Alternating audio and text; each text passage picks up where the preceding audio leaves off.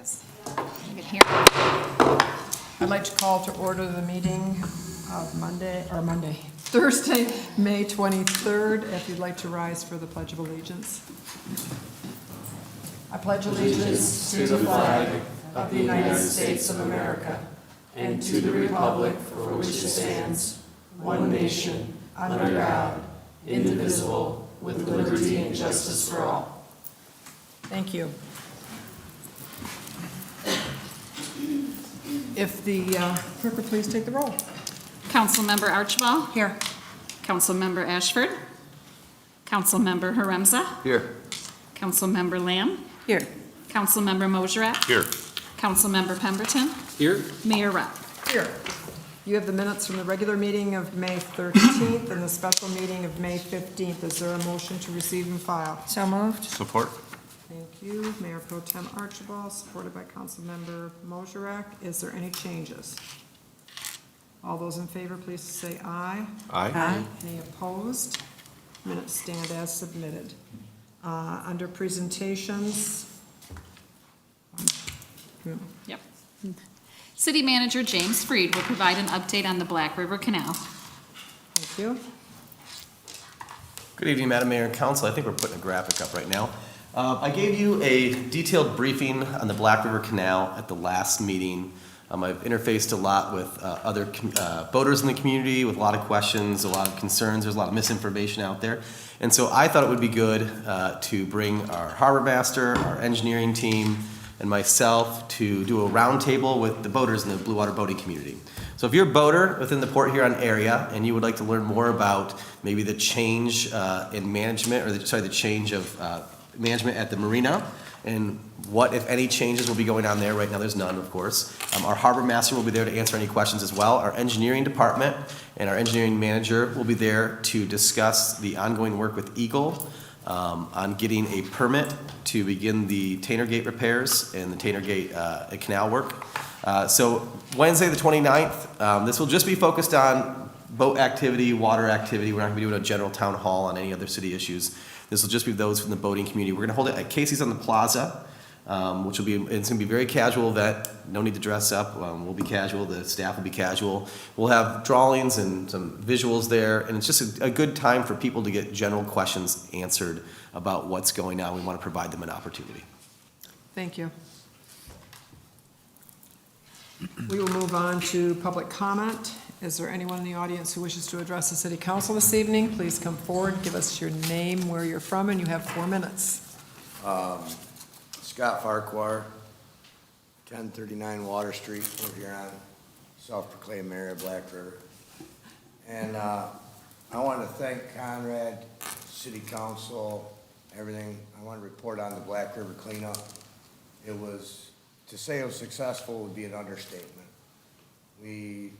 Between Bakersfield and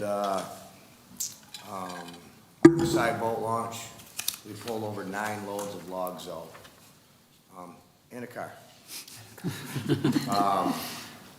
We had somewhere approximately 30 boats.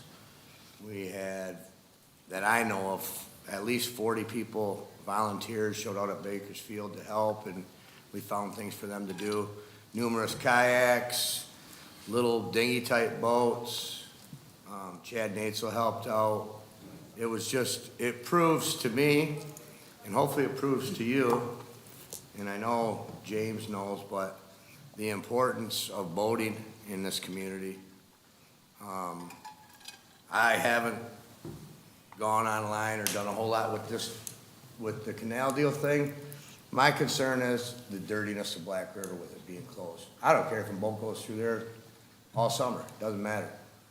If we don't figure out a way to get some water flow through that canal, somehow, Black River will drop another 6 inches by July.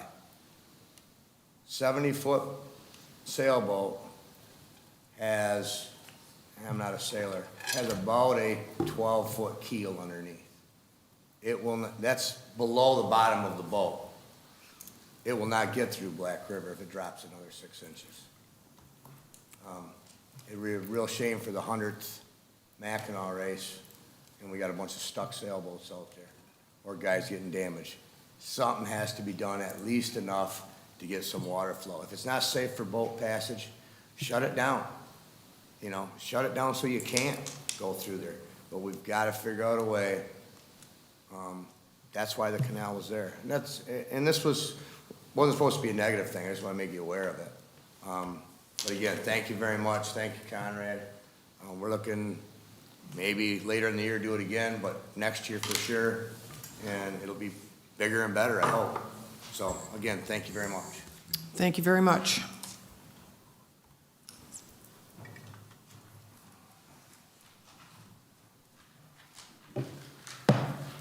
Julian Ruck, 750 15th Street.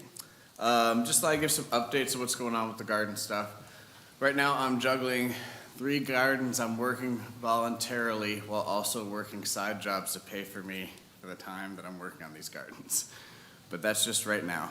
The last time I was here, I spoke about how we'll be starting an LLC with a new brand to build up the work in the new garden and basically kind of create economic viability.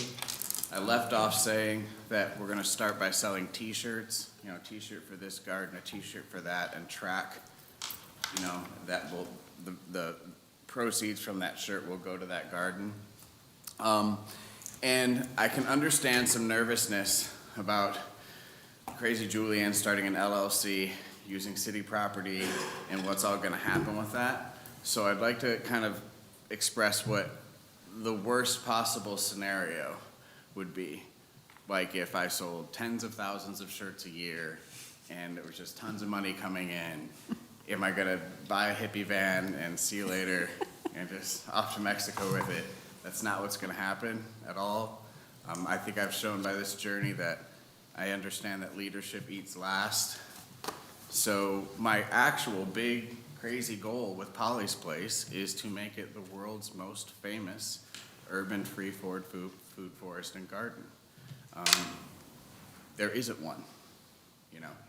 You can think of the world's most famous concert, maybe the world's most famous nun, the world's most famous mouse. These all come to mind, but there's not yet the world's most famous urban garden. And that's why from the beginning, Polly's Place has been Polly the Possum with our mascot and all these fun educational entertainment themes that are associated with it. So I want Polly the Possum toothbrushes, I want all that stuff. But how that serves the greater community is I truly want everybody in the community to get a check. I want to move in the next 5 to 10 years, every quarter, every resident of the city gets their Polly's Place check. Might be $5. But that includes everybody 18 and under, where ideally their money would be put into a trust where they can access when they become an adult, that their parents do not have access to. And this is to flip the script so that being born in Port Huron is like a lucky you. Check you out. You don't have to pay for salads, and you get this little bit of money going into an account every quarter. There are only 28,000 people in this community. That is not that many people. That is a very small amount of people, particularly to have the problems that we have. It's the equivalent of about 20 American high schools. So, you know, $500,000 a year comes in, that's a check to everybody. So I'd hope everybody see that what I'm trying to do here and trying to create is something that's gonna add sustainability to the whole community and serve everybody equally. You know, it's said that a rising tide lifts all ships. There are a lot of people against UBI, or people just be lazy, universal basic income. But if it's something special that everybody in the community gets because it's part of our identity, it's something we created together, you know, it's not that. It's something we earned. So I just hope you look forward to that future as much as I do. Thank you. Is there anyone else who wishes to address the city council this evening? Please come forward, give us your name, where you live, and you have 4 minutes. We'll need 4 minutes. Tony Garzinski on behalf of Port Huron Yacht Club.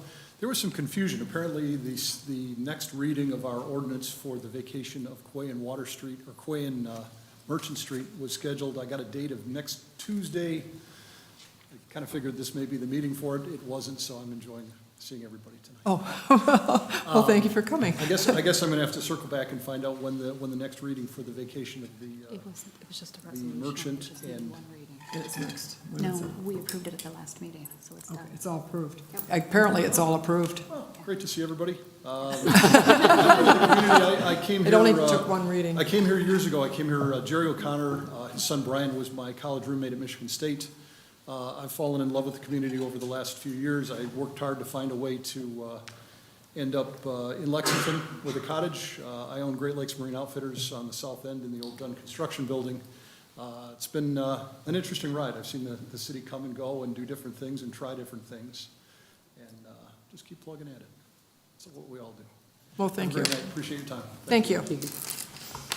Is there anyone else who wishes to address the city council this evening? Please come forward and give us your name, where you live, and you have 4 minutes.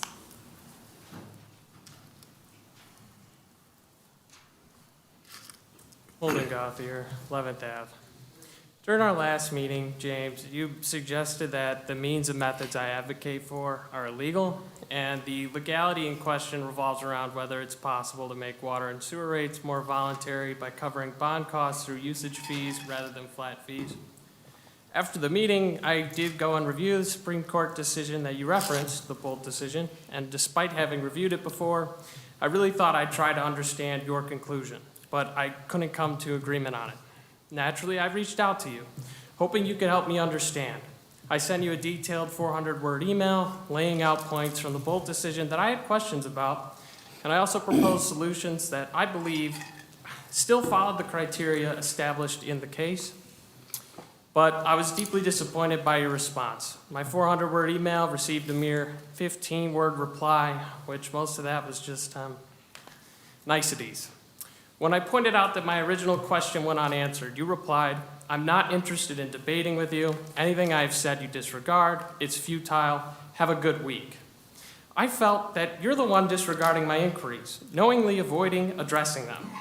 I've invested my own time, energy, and monetary resources in understanding how our city operates, and it's just disheartening to encounter such discouraging behavior from a city official. I had been attending these meetings for about 8 months before reaching out to James or anyone else on the council. I make an effort to respect your time and utilize available resources before resorting to emails. Yet to come seeking answers and receiving such a dismissive reply from you, no thanks. It's no wonder such minimal feedback is received on issues when questions are addressed in such a manner. As you said, James, it's futile. I'd like to put this inert issue to rest, but I can't do so in good conscience. While James may be correct, I don't know. I haven't reached that conclusion. If I could just gain a clear understanding, which is why I'm here and asking you, perhaps I could focus my efforts on other productive initiatives that benefit our community. I'm moving on and putting this incident aside, but I do have the emails for anyone interested. It's just unbecoming behavior. Port Huron heralds itself as having a transparent government. Why then don't we have publicly accessible water sewer rate comparison or comps to other municipalities? Perhaps because comparatively our water sewer rates are egregious. I submitted a FOIA for rate comps and received just one. I've already mentioned this, but the comp I received wasn't great for a multitude of reasons. Why was there only one comparison done? I recall being told there were multiple, and when I further inquired, I was assured there was just one. The legality of my suggestions aside, I'm providing a service to citizens by helping them understand their bills. I've looked on the BSNA portal, and I've looked at my water bills through the new invoice cloud. The nature of the charges are obfuscated and require a citizen to pull the rate schedule and manually recalculate their bill. In my experience talking to other citizens about this, not a single person I talked to understood their flat utility fee was $65.74. Overall, I witnessed a ton of confusion about how our bills were calculated.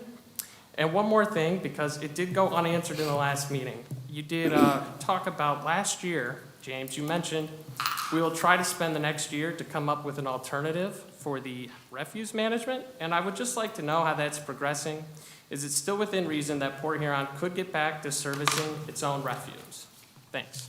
Thank you. Is there anyone else who wishes to address the city council this evening? Please come forward, give us your name, where you're from, and you have 4 minutes.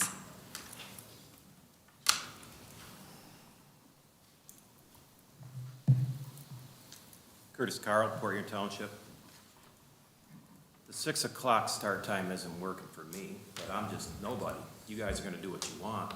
I got a race to get here. I beat the shit out of my Subaru, poor thing.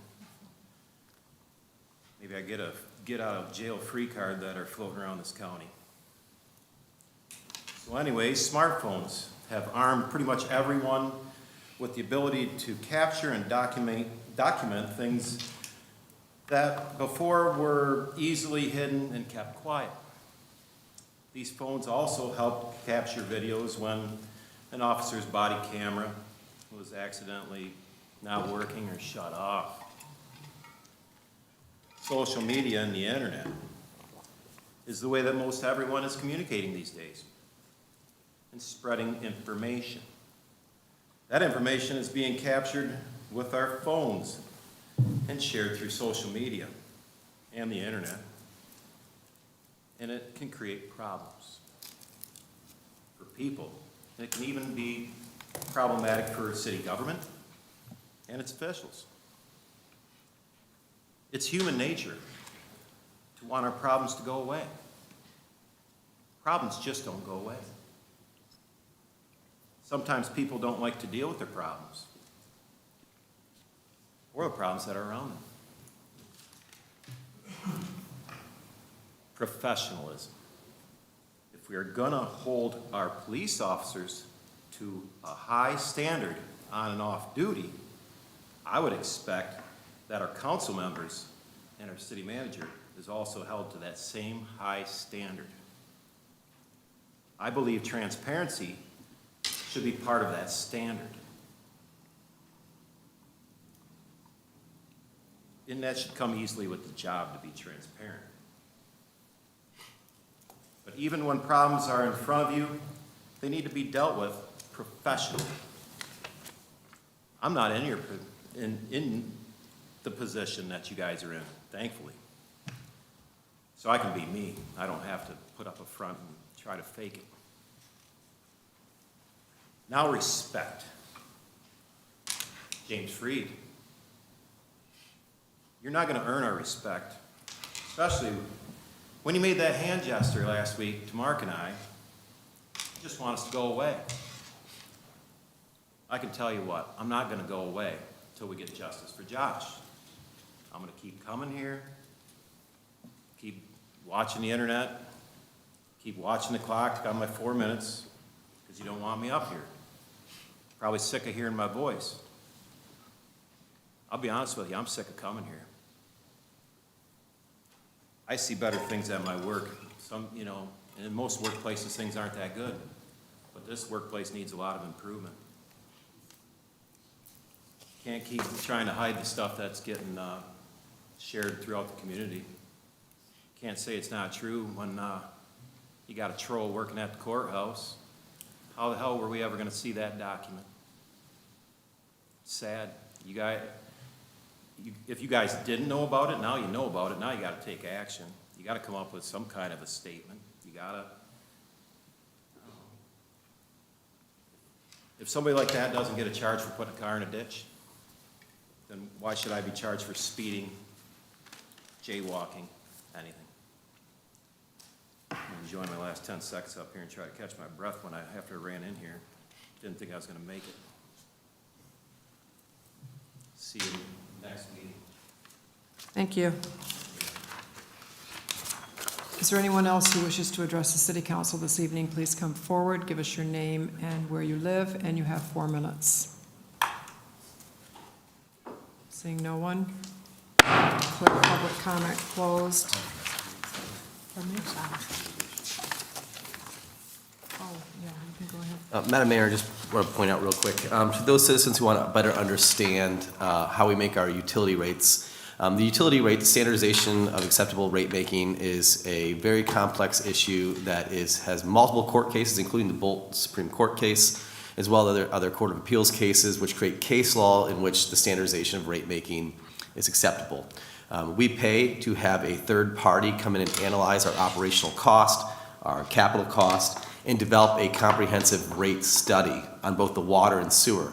you can readily available to download those rate studies on porthuron.org/open-government. You can also download the corresponding financial documents which it relies on, which is including the capital improvement plan and the line item budget. So folks can understand exactly how their water and sewer rates are made. As for the trash collection, if you would have been at the last council meeting where we spoke in depth about our plan and review of our trash, which is ongoing, we've worked very diligently on it. As for the emails, I believe I met with you in length, I think for about an hour with our CFO. We gave you great responses and long conversations, and everything I said you disregarded. You clearly are more knowledgeable than I am, so there's no reason to keep arguing about certain things. So it is futile, and anyone who wants to meet and talk about the utility rates is more than welcome to schedule me with my office. I do enjoy those meetings. Thank you. I believe there was an article in the paper about the refuse too, wasn't there? Yes, Quite correct. extensive article in the Times Herald about the work session and what we talked about. We will move on to the consent agenda. Is there a motion? So moved. Support. Mayor Pro Tem Archibald, supported by Councilmember Pemberton. Please take the vote. Councilmember Archibald? Yes. Councilmember Haremza? Yes. Councilmember Lamb? Yes. Councilmember Mosrek? Yes. Councilmember Pemberton? Yes. Mayor Rep? Yes. Items on the consent agenda, received and filed the May 7th election results for the streets millage renewal proposal as canvassed by the St. Clair County Board of Canvassers, and confirmed and approved single lot special assessments for a large brush and branch pickup in the right-of-way. And we will move on to, from the city manager, item 1. Accepting the bid from Union Properties Construction in the amount of $517,098 for the construction of a 40-yard dash football field and challenge course at the 16th Street Park. Is there a motion? So moved. Support? Councilmember Mosrek, supported by Councilmember Lamb. Can we have an explanation on this, please? Yeah, we'll bring Nancy down for that.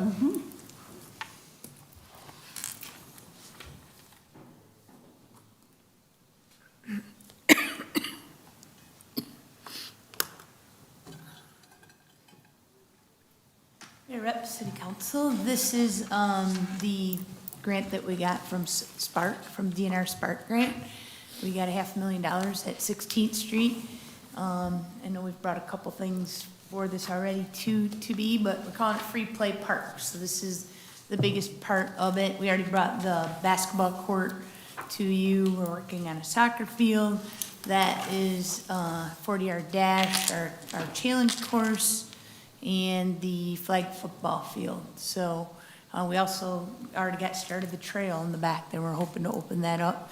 We had some of the bikers in town help us to put some of that together. So we're just trying to make it an all-sport park. So this is the final piece to that puzzle. We also had some donations from the Stebbins Family Fund as well. And they continue to support our work in recreation and sports. So we're looking forward to a pretty cool thing there with the wiffle ball field. So, Can you tell us about the award you just won? yes, it was for this particular park. We were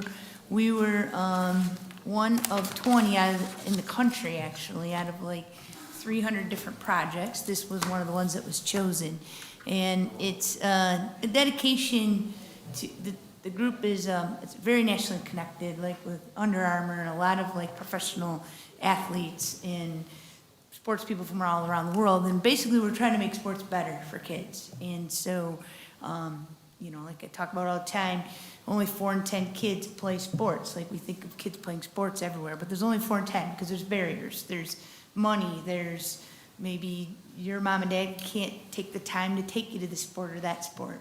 So you don't get out to do the things that, you know, a lot of people take for granted.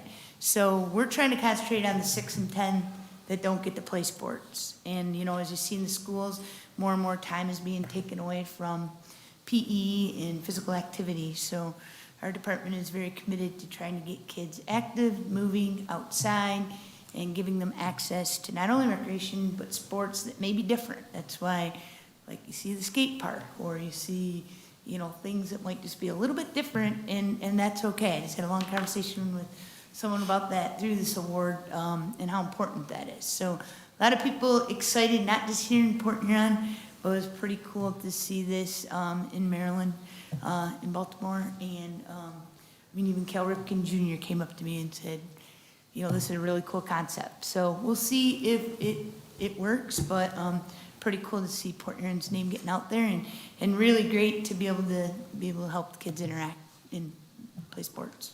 Additionally, by the way, nice job name dropping Cal Ripken Jr. Well, hey, I Yeah, mean, he's yeah. really You were just waiting for your time to do that. I have a. Hey, you gotta say that. I'm writing a grant application through SEMCOG as well for a pedestrians safety study for around that park. So you're gonna have a lot more kids going to 16th Street Park. So I met with SEMCOG at the mayor's direction 2 weeks ago, was that, a week ago? 3 weeks ago. 3 weeks Time ago. goes by.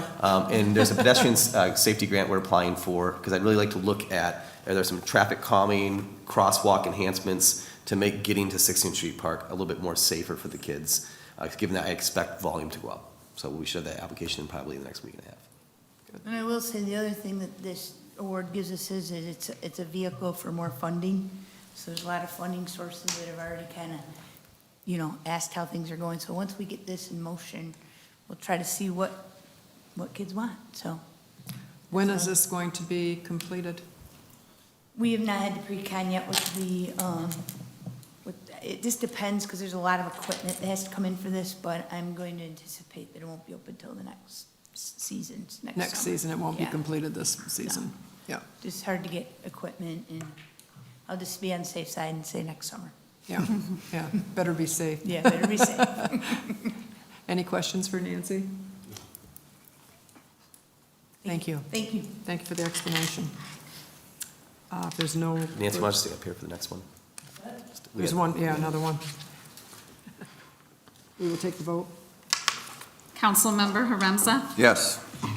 Councilmember Lamb. Yes. Councilmember Mosherak. Yes. Councilmember Pemberton. Yes. Councilmember Archibald. Yes.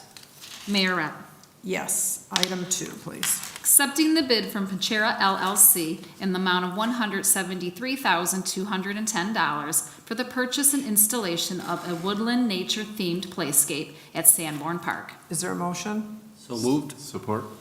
Councilmember Pemberton, supported by Councilmember Mosherak. And do you have a graphic for this one too? I guess I could turn around, couldn't I?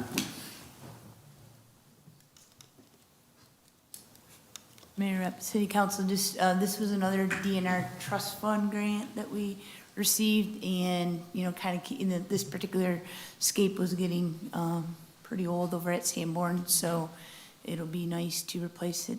That park does get a lot of play, and we kind of went with the nature theme because of the bike path.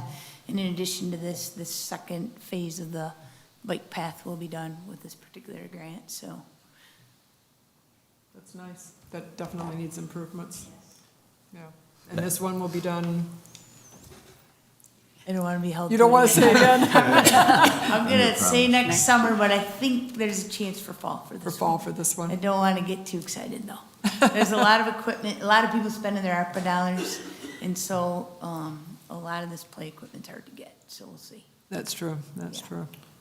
Mayor Rep. Yes. Nancy, will this be Councilmember. adjacent to the basketball court in that general area where the park is? Yes, we are gonna move it a little bit from Okay. its current location. A little bit back from the baseball field, but not too close to the road, so, it'll be, closer to the basketball court, but we're gonna have to see where the road is there too.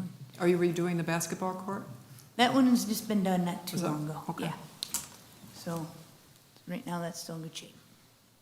Any other questions from anyone? Good job. Thank you. Nice additions. Thank you. We'll take the vote. Councilmember Lamb. Yes. Councilmember Mosherak. Yes. Councilmember Pemberton. Yes. Councilmember Archibald. Yes. Councilmember Haremza. Yes.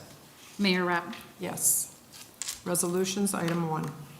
Adopting the capital improvement program for the 2024-25 through 2029-2030 fiscal years. Is there a motion? So moved. Support? Mayor Pro Tem Archibald, supported by Councilmember Lamb. Did you want to give a little overview? Yeah, this represents, I believe, a $123 million in projects in the next 6 years. I encourage folks, this is like kind of the really, the budget, I guess you're going to read that if you're really bored. But if you really want an interesting document, you can download the capital improvement plan, and it will tell you what streets, what projects, in what year, and how they're going to be funded. And so it really gives you an idea when things will be done for the next 6 years. What we typically do is we do our annual budget, we project 3 years out of the annual budget. The capital improvement plan projects our budget 6 years out. So we're never actually recreating the wheel with every budget. We're actually plugging in our capital projects. Operations relatively become standardized. It's really the projects and capital and how we make our community better. So this is really the driving force behind the next resolution, which is the budget as well.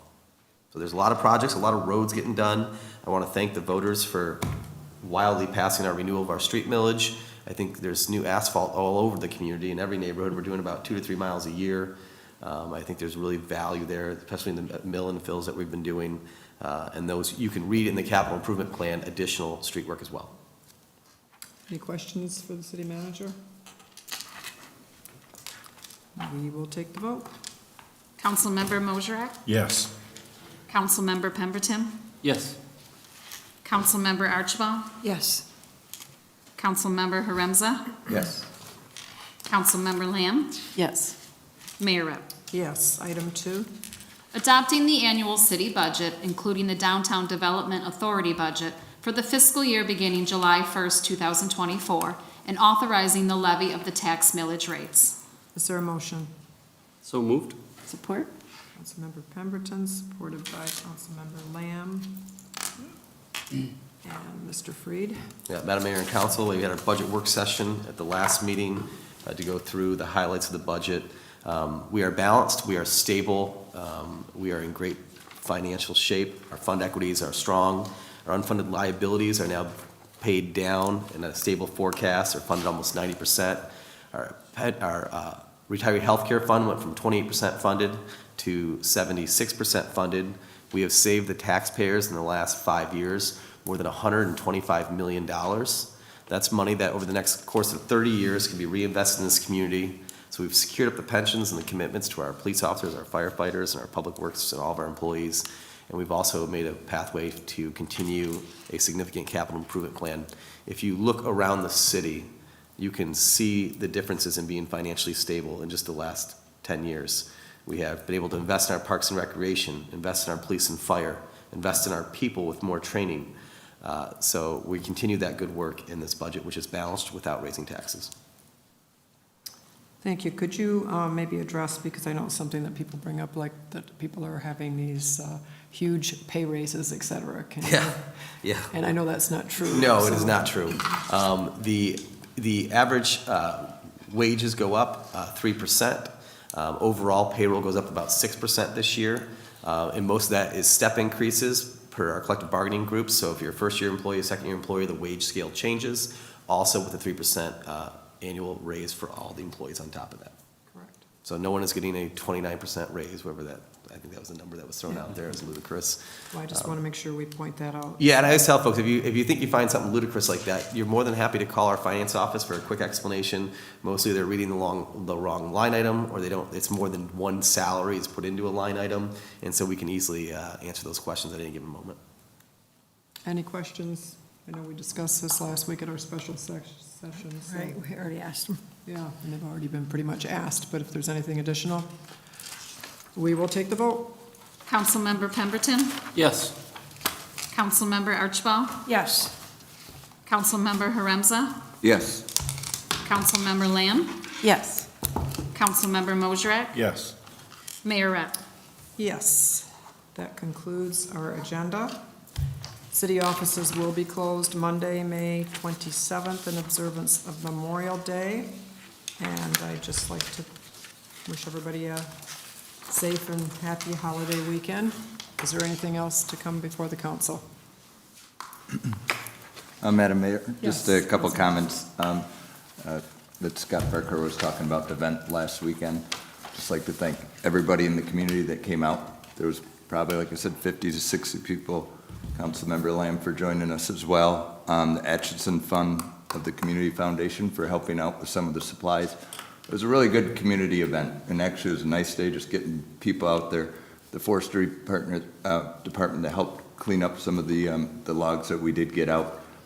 So I do appreciate it. Continue to send me your names. We took a list of everybody that was there. I know they talked about maybe as the Mackinac race gets closer, we have all those contacts to maybe try to do it again. And for sure, we'll make it bigger next year, the week before Memorial Day. Keep building on it. So thank you for everyone. Well, thank you for doing that. Madam Mayor, Mr. Farquhar brought up flow issues within the canal. Working with the Eagle, as part of any cofferdam plan we do, there will be bypass pipes or whatever is culverts, so water will continue to flow within the canal. So it is imperative that we restore flow to the canal, both on to improve water quality and make sure that we don't do anything with the floodplain down there. So we will have some type of bypass to restore canals.